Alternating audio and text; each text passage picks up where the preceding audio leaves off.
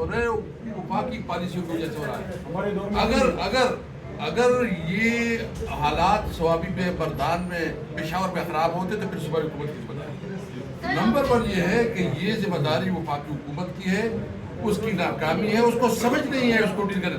خواجہ صاحب بیان دیتے ہیں کہ میں افغانستان میں جو نا ٹیک کروں گا, وہ تمہارا باپ نہیں کر سکتا, تو جو اس طرح بات کرتے ہو.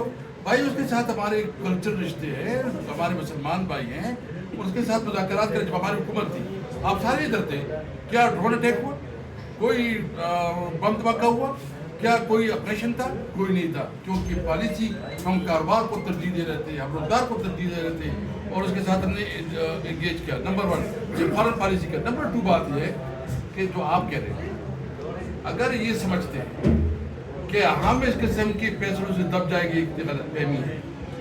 ہم ہر صورت میں اپنی نظریے پہ قائم ہیں, عمران خان کے ساتھ کڑے ہیں, کڑے رہیں گے, وہ جہاں بھی ہمیں جتنی قیمت اس کی ادا کرنی پڑے.